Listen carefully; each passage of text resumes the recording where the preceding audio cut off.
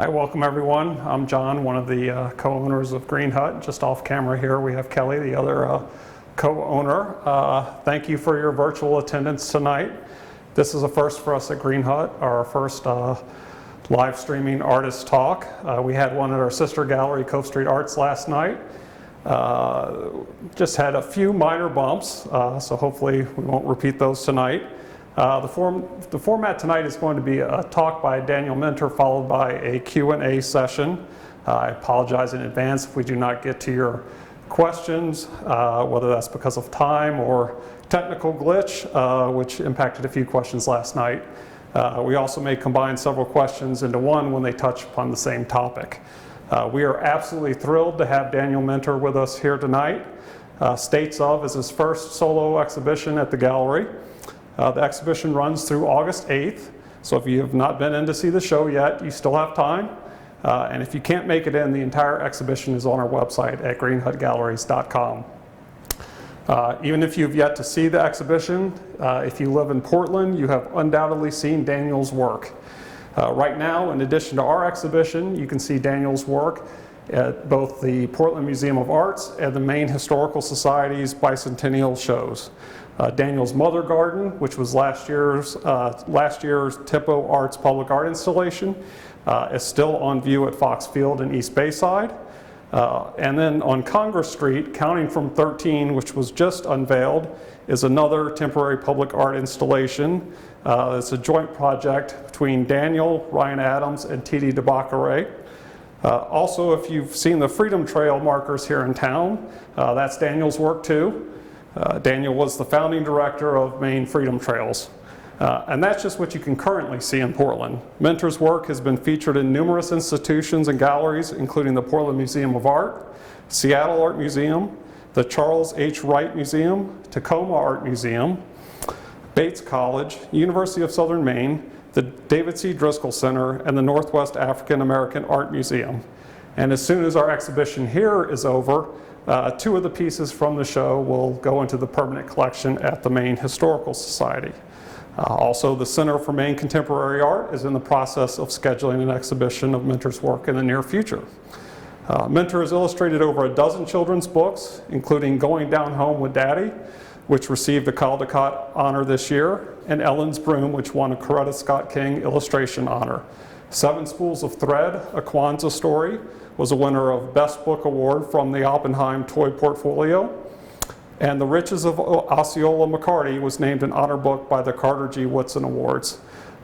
Minter served on a team of artists commissioned by the City of Seattle Parks Department to create a water park in urban Seattle neighborhood. He was also commissioned in both 2004 and 2011 to create Kwanzaa stamps for the U.S. Postal Service.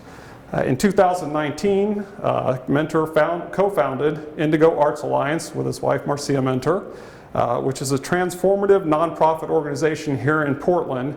It brings artists of color from around the world to Portland for artist residencies, which involve both public events and mentoring local artists.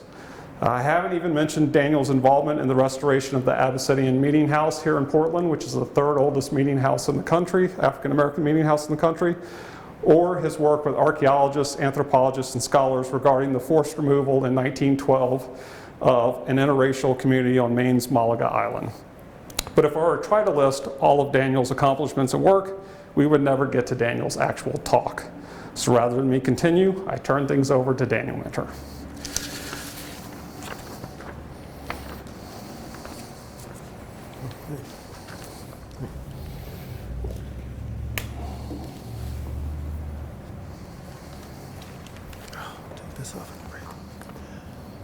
Thank you, John. Thank you, Kelly.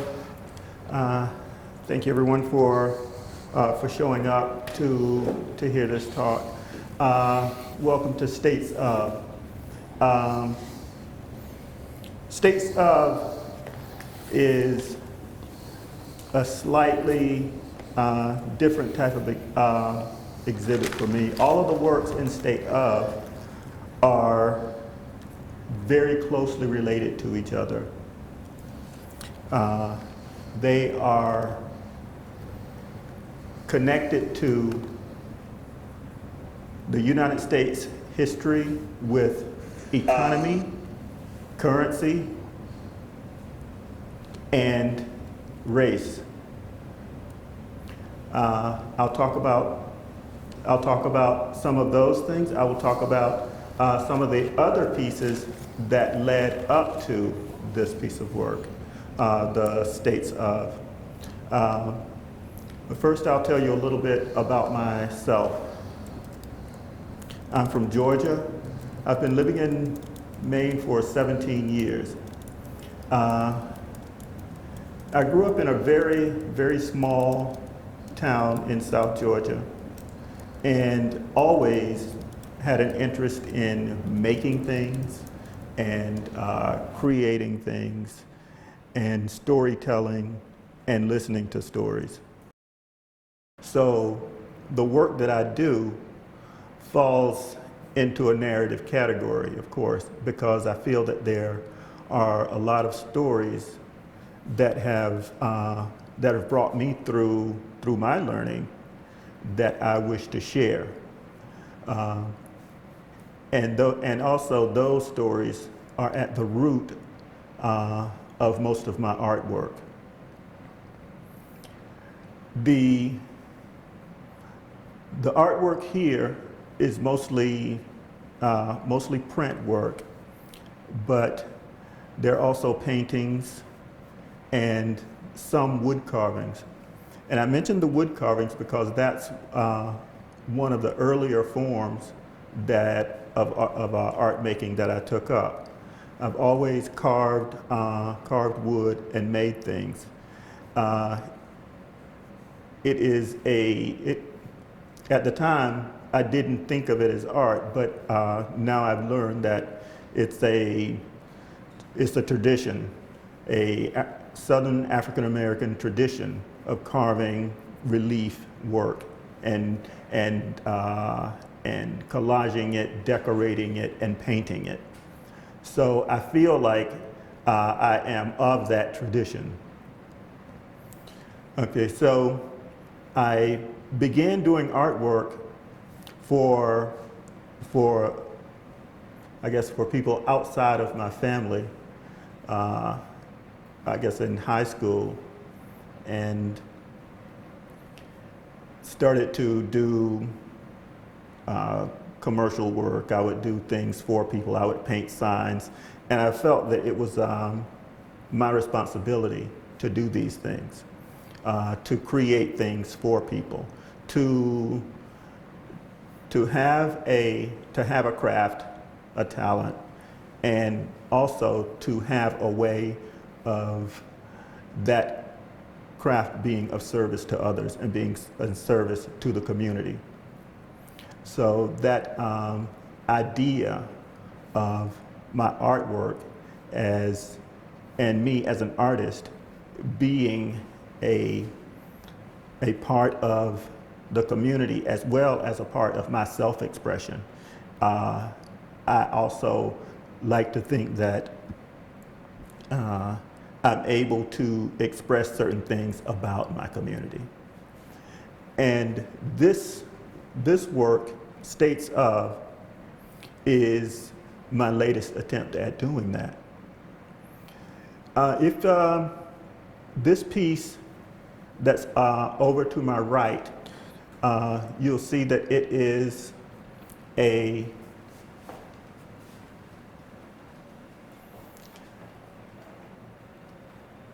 it's a long vertical painting.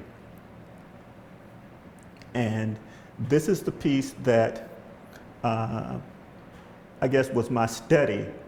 This was the piece that was my study for creating States of. And I was thinking about the idea that this country used black bodies as a primary source of revenue, used our bodies as currency. We were traded for goods, traded for, used as stock. So, and used to build wealth in this country. Therefore, I use the theme of money the, the borders from money, the symbols from money, to denote that. And I use George Washington in particular, just because he's the first president, and he was a major slave owner and a major figure in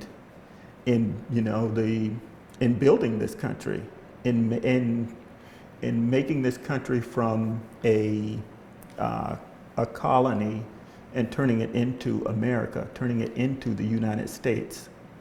And at the same time, while he's doing that, he's also making sure that he can exploit the bodies of as many black people as he can hold on his plantation, as he can look after. And that way of thinking, I feel, is built into the ideas that this country is built upon. It's just very basic, and it started out as common knowledge that this is the way things are in this country, and to this day we've not done anything strong enough to reverse that, because it has not been acknowledged. So in these pieces, I'm trying to ask people to think about their relationship to currency, their relationship to placing value on objects, on people, on deeds, on things. And I'd like for people to think about the state that they are in, their current state. What state, what's your mental state? So after COVID, I continued thinking along these lines, but my thinking deepened, and it deepened to the point where I felt that this, I'll say, this disease that is capitalism has infected us so that that the system that has infected us so is so ingrained that it's become completely invisible. But COVID-19, there are ways that it has been revealing those things to us. And I think that some of those cracks are beginning to show. So I walk around to this one. Let's start with this piece right here. They're all very similar. All of the pieces are very similar with lots of collaged elements. Some of the normal imagery that I use. But with this one, there's a central figure showing awareness and corrected vision, 20/20 vision, clarity of sight. And these small symbols here, you'll notice them in some of my work, just as you notice the boat shape at the top of a lot of the work. You'll notice these embedded in the work. What these are scales. They're not scales of justice, they're scales for weighing cotton and for field work. So instead of scales of justice, we get scales of production. And they're embedded throughout the piece. I don't know how much of this you can see, but I included lots of imagery of the first presidents making transactions, doing different things. And as I was layering in these pieces, putting these pieces together, trying to make these connections from 1619 to 2020, hoping that people would see that span in between there involved a lot of compounded interest. And then the police video was shown of shown killing George Floyd. Well, it was shown. I've never seen it. I've never seen the video. I've seen a couple of stills from it. I have no intention of watching it. But I feel like it was something that I had to incorporate. The idea of that had to be incorporated into these pieces. So and to do that, I incorporated several other scenes from that history. So it's really connecting the history from the founding of this country to the reforming of this country, if that's what we're going through. We've been through slight upheavals before, but somehow I think that people feel like this one may be different. Therefore, I would like to know what states you're in, your state of mind, your state of being. What states of what are you in? States of, tell me.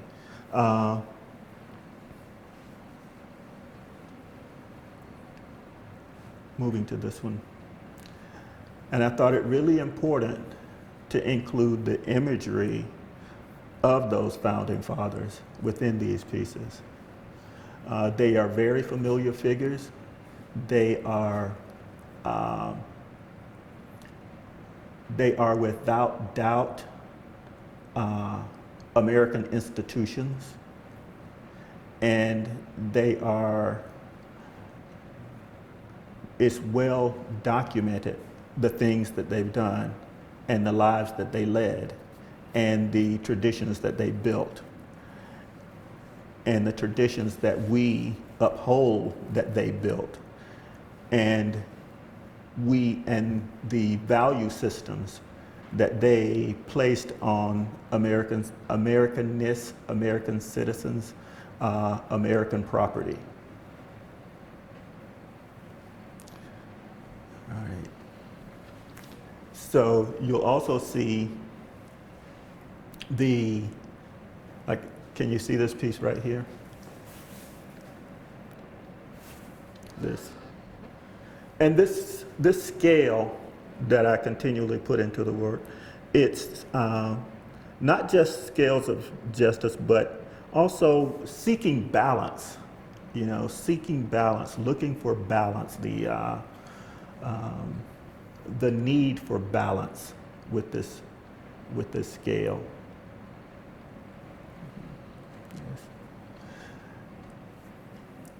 Okay, and the pieces, all of these are block print, linoleum prints that are collaged together onto wood panel on top of a print collage. It's a lot of layering and placing of different images together to build a rich texture. This rich texture that that is us, you know, that you can't just know who we are at one glance. You can't know what this is at one glance. We are much more complex than that. So therefore, lots of layering, lots of texture, lots of small images, lots of narrative. The other parts of this exhibit I was working on at the same time, but I was working on the ideas for states of, but we had a event at our studio. There were dancers that entered the studio to practice, to rehearse a dance, Jumatatu Po. And he worked with young men from here to teach them a dance that they would do in the street. They would do this in public up the street for about a mile. And watching them rehearse, seeing the movements that they were doing, and seeing these men who were not dancers, seeing them step outside of themselves and make themselves vulnerable, but also in doing that, making themselves powerful at the same time. So and I didn't realize that until the dance actually began and they were out into the street and they were transformed. They were no longer protected by the studio. They were out in the open, and yet they all seemed fortified with protective clothing, with protective movements, with protective body language. And the dances the movements that they did were graceful, evocative, and powerful. And they're doing this in the same environment where young black men in the streets are constantly being harassed. Yet these young men were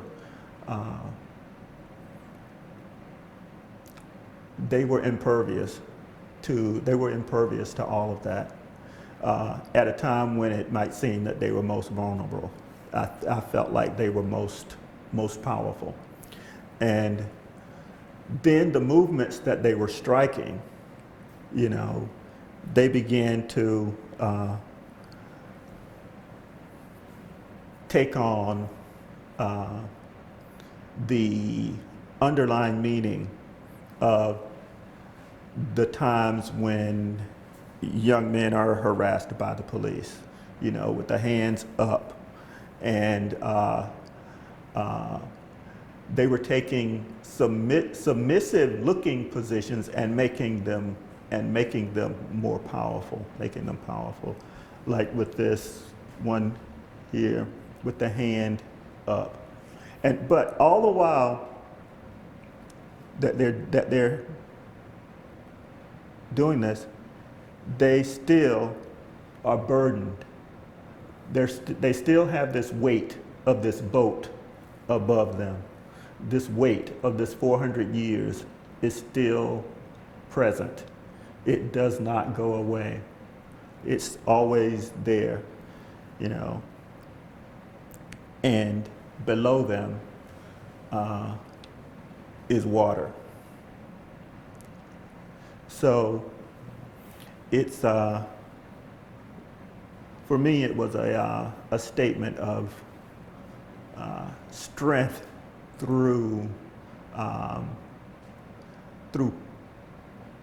internal will, So I called it protective clothing. And I'm going to talk about the one over here a little bit, this piece, where that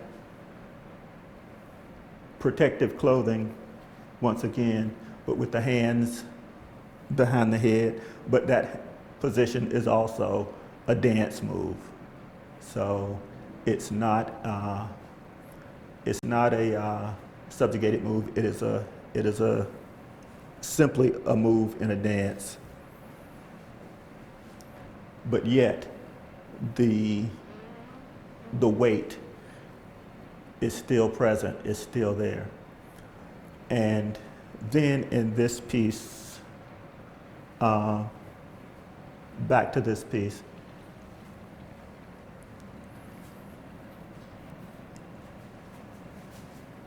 that the only way to escape the weight, to escape this, is to actually move outside of your body.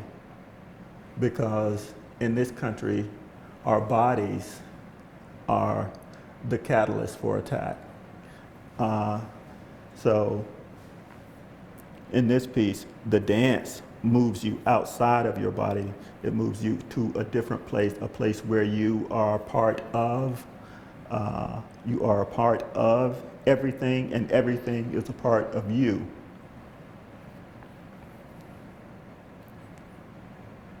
And I don't know if you notice in my work, a lot of times I use different,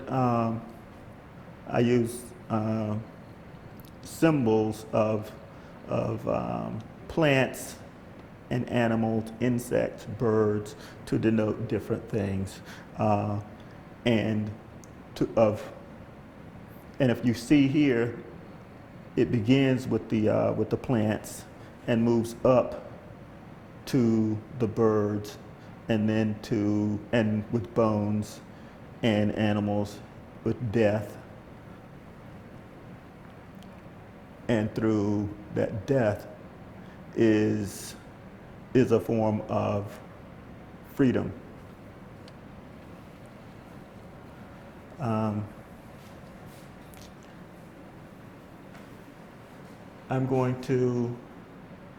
I think I'll talk about this piece just a little. I hope it's not a problem that I'm walking back and forth, and such, but I'm just kind of following my train of thought here. With getting to that freedom, this piece represents ritual clothing of protection, spiritual protection within your garment. And once again, we see the hand on the head as almost like a protective gesture from the weight of the boat. Again. And I don't know if I mentioned this time, but if you're familiar with my work, I use that boat as a symbol to represent the Middle Passage, to represent the years and centuries of slavery that we've been under here, and also to represent that way of thinking that places us always in that context, and always within the context of having been brought here as money, as property. So we're unable to get from under that weight of that boat. And I've extended that to everyone in this country. Everyone is under the weight of that boat, under the weight of that thinking, those ideas, those oppressive ideas of one person being able to own another person, one person being more valuable than another person, one person being more deserving than another person. And the person who is not deserving is always going to be, is always the darker person who is not deserving. That way of thinking, that is what the boat represents. That's the way of thinking that is so difficult to escape in this country.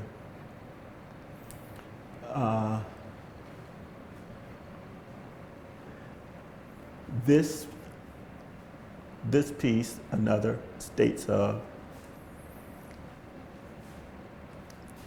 shows the clarity of vision, but this one, with the vision of the ancestors, opening up here the duality, the vision of the ancestors, and this side with clarity, and this side with the vision,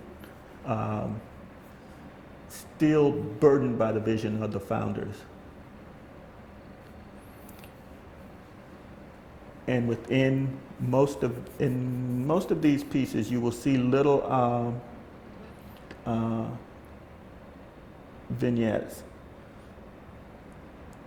This one is of a policeman choking a man.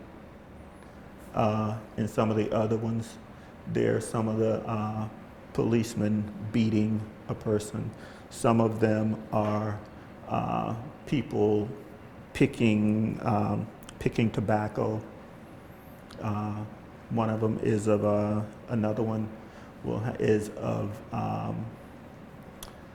Andrew Jackson selling a young girl. So it's one of them is of Johnson, is of President Johnson hanging people. Different small scenes from our history. Right now, how long have I been talking? I want to leave some time for questions. Okay, good, okay. Another piece I'd like to talk about is this piece here. This piece is not initially a part of States of, but it's a piece that is about escaping boundaries through your ancestry. It's called Daughters of the Passage, and it's represented by a mother figure, a contemporary looking mother figure, but in front of her are these figures of these bodies, of these women. These women were given to me by an artist in Seattle over 25 years ago. She gave me these bodies. She made hundreds of them, and to create a wall of sisters of the passage. And I would carve small faces for her and give them to her. But in continuing this piece, I placed them upon the grandmother, and then gave the grandmother the mask to look farther back before the Middle Passage, before this country existed, and in that way, breaking free of the contamination of having lived here for 400 years. Okay. All right. Now, I'd like to know if anyone has any questions, or Well, we're on a bit of a delay. On a bit of a delay? Yeah, so perhaps if you Okay. would, as a first question, talk a bit about the two Abyssinian meeting hall pieces and the bottom one that's empty and the top with the figures. Mm-hmm. Mm-hmm. Yes. Okay. This is a print I did. Actually, this is the first print I did after the COVID-19 shutdown. I needed to carve. You know, I really needed to carve. So I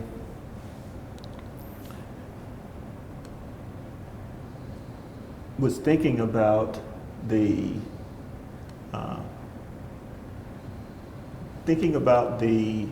meeting house and the way it seemed to hold so much history, so much of our ancestors there, and thinking of this as a starting point, you know, as a starting point and building upon that. And in this piece, I began to populate it, to populate that space with those figures, with that presence.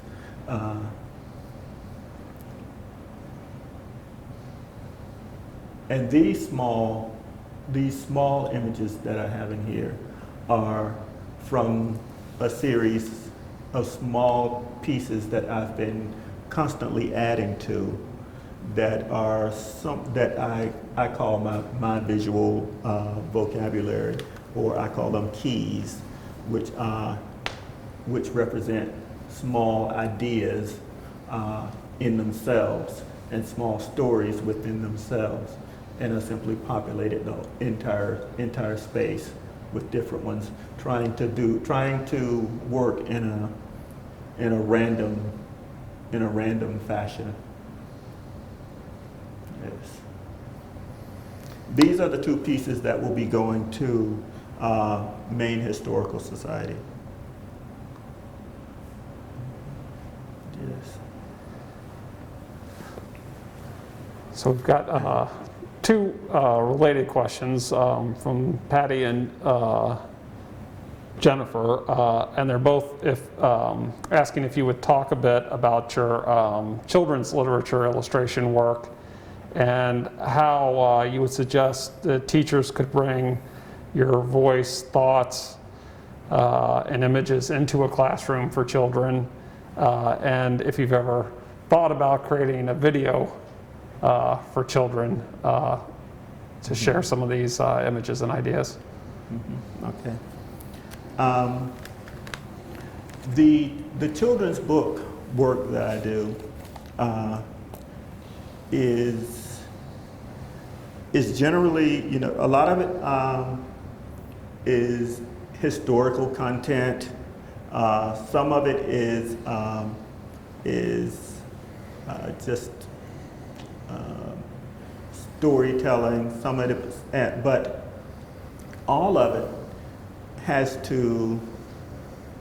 generally has to do with Black families, Black stories, Black narrative in some way. And I do this because for so long those types of stories haven't existed. Well, they haven't existed in children's books, published children's books. I mean, I grew up with lots of stories, but they were oral stories. They were told by friends and family. Parents told these stories, and I always wanted to see such stories in print with pictures of people who look like my family and people who I grew up around. So that's one of the main reasons I illustrate children's books, is so that those types of stories will exist. So so that is, that's the part that I do to make sure that those stories get into the hands of young people or get into schools. When I do a picture book, I try to put as much of myself and my community into it as I possibly can. And since a children's book is an industry, it is an industry. There are lots of trade-offs. So that I have to do this sometimes a little bit more subtly than others. I have not considered doing a video for schools of anything like that. I don't. That's sort of why I draw and paint, is because it's like I do that better than I talk about things. I would much rather show in that way. So I don't know how effective I would be on a video for schools, but the stories that are in my paintings, I would love for those same stories to be in children's books, but without the I would like for them to be in children's books, but uncensored in a way. It's a lot of the material publishers might not feel is appropriate for children. We've got a question from let's see, we've got a question from different Jennifer. Obviously in the show here, sort of showcases your use of different media. Do you have a favorite medium to work with, to create? I guess I do have a favorite medium. It's whatever I'm working with at the time. Really, is pretty much my favorite. Where I grew up, and where I grew up, there was material for making things everywhere. I began my first drawings on the ground, in the dirt. I still enjoy drawing in the dirt. I also did some of my first drawings with charcoal from the fireplace, with charcoal on paper, with black charcoal, burnt wood from the fireplace, just drawing with that. I enjoy that. I also always had a knife for carving things and shaping things. And when I'm doing that, that is my favorite thing. And I can think, and I enjoy it immensely. When I'm working on a painting, I really enjoy the painting. And at that time, that is my favorite. And so you'll see that in a lot of the work, it involves all of that. Some of the works that I do involve carving, involve binding things together. It involves shaping things in different ways, painting, all of those in a single piece. And then, if that's not enough, I'll take that piece and combine it to another piece to make a statement. So the different materials that I use, the different things that I use, a lot of times they have a meaning in themselves. The message is in the material a lot of times. So, for instance, this piece had to be made of wood, and these pieces here had to be made of copper, or it would not say, it would not have the proper message for me if it were not copper. Or a piece may need to be made of fabric, you know, in order to say a particular thing or to have a particular meaning for me.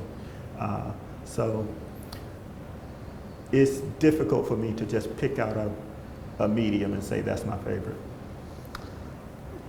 A couple of related questions here, and they basically revolve around how you create a series. Are you working on every piece in the series at the same time, or one piece at a time? And for instance, in the States of series, how long does it take you to create one of the pieces? The States of, I've been thinking about it for a long time,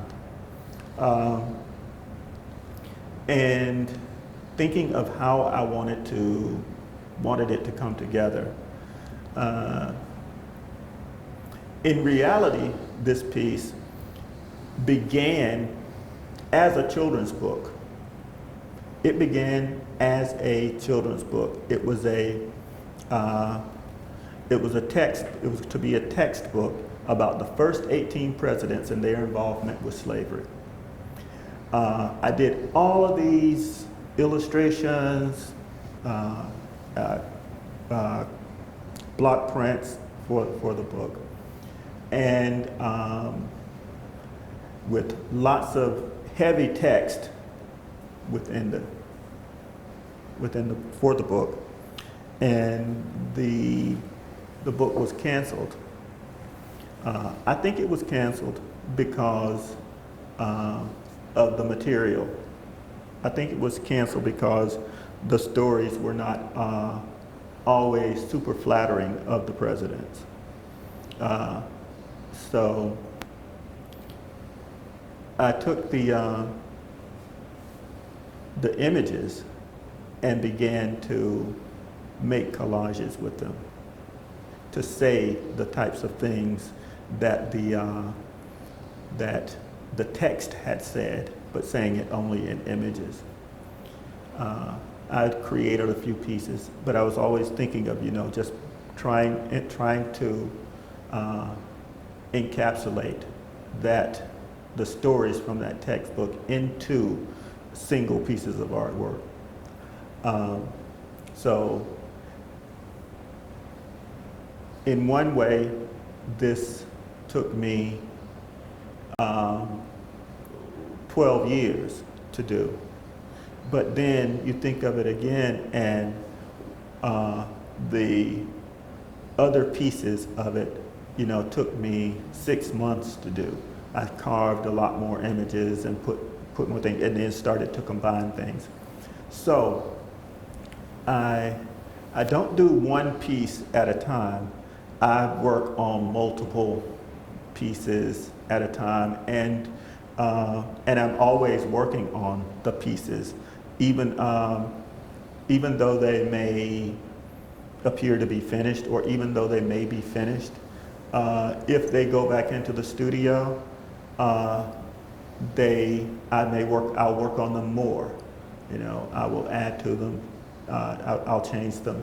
So the conversation does not get to a, and when I say the conversation for me with the work, the things I'm trying to learn from the work, doesn't really stop just because the piece is at a certain point. And I think a couple more related questions here. The first is, what is the hardest part about creating pieces like these, both from a material standpoint and an emotional standpoint? And then the related question is, are you hopeful for the future and see some sort of transcendence beyond oppression in our future? The most difficult part of creating work like this is the time. It's time. Because there's only so much time you can spend working on on uh, on certain aspects of the work. And then there's the difficulty of taking yourself into that world for too long, you know. But with these pieces, they seem to, for me, they seem to bring clarity, you know, lots of clarity. And as far as hope for the future, I don't see things changing. You know, I don't see things changing in this country, not soon. And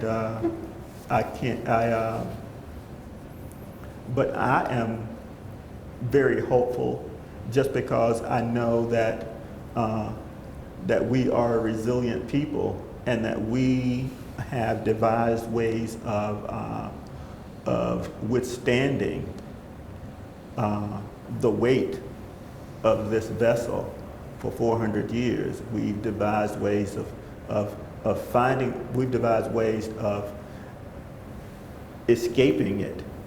We've found ways to dive off the side of the boat, to leave, you know. So I'm certain that we will survive. But if you're talking about this country, I don't know if it will. And one question, when you just referenced the choice to leave the boat and dive Yes. off the side, is that a reference back to the flying Africans? No, no? that's a reference to ways of. That's a reference to the Africans who decided to jump off of the boat and into the ocean instead of come to this country. That's a reference to the Igbos who decided to walk back to Africa on the ocean. That's so. There are, you know, there are stories, you know,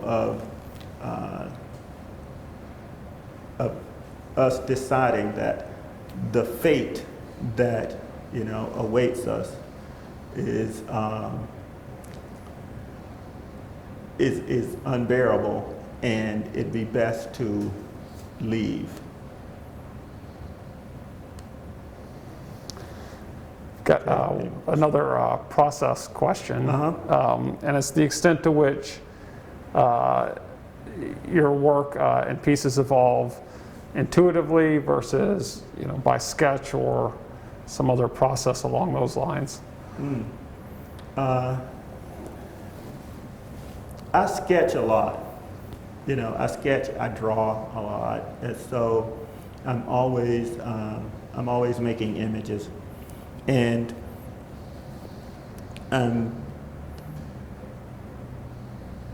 always pulling together pieces, you know, of an idea, of some kind of idea. So I don't think it's so much intuitive, because I plan out my pieces, because it's important to me that that communication is made. It's important to me that that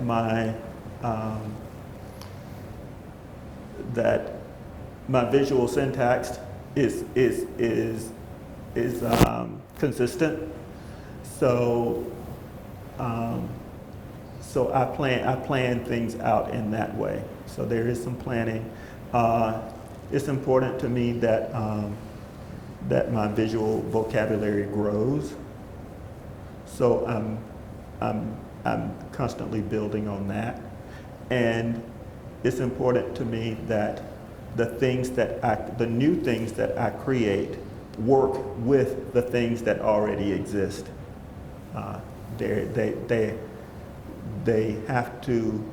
Everything has to live in my world, you know, and be part of my world, and part of my my syntax. Looks like, let's see. Looks like we have maybe one last question here. And it's someone who would be interested to hear you talk a bit more about how the weight of the dark looming hull impacts and oppresses all of us. Well, for one thing, it's that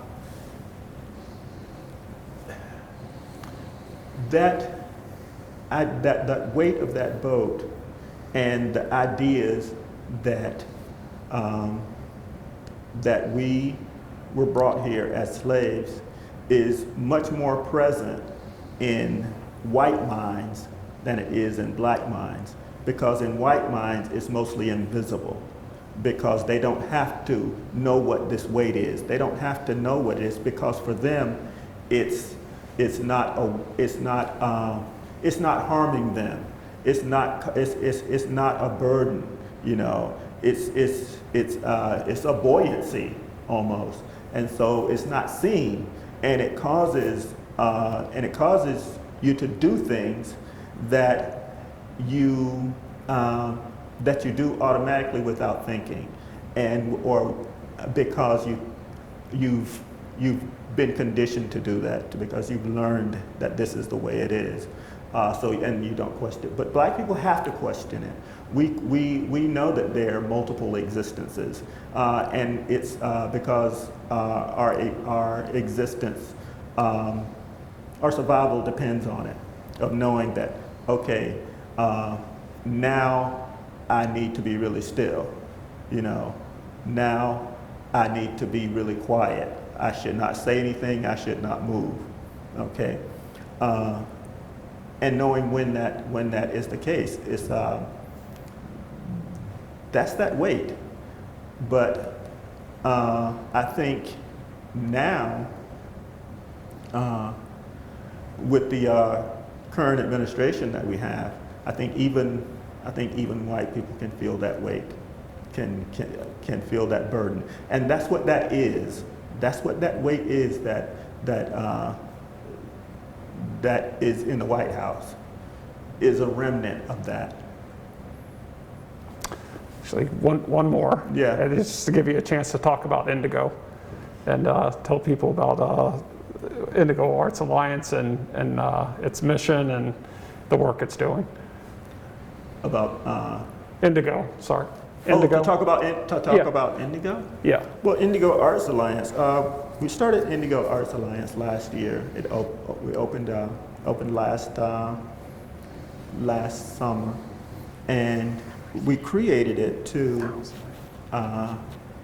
as a arts and an art idea incubator for Black, brown, indigenous people, indigenous artists from all over the world, from anywhere. It's very small, and we work as an artist residency to host 1 or 2 artists at a time. And when those artists are here, they work. They are not required to produce a particular product. It's mostly the intellectual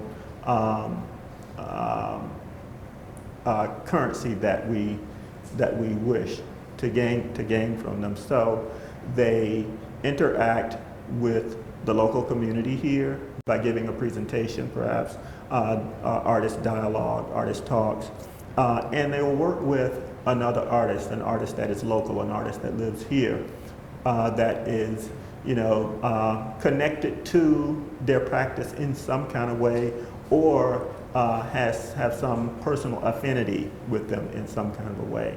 And in that way, we build upon the Black artistic community here in Portland, and hopefully build networks and bridges throughout the diaspora.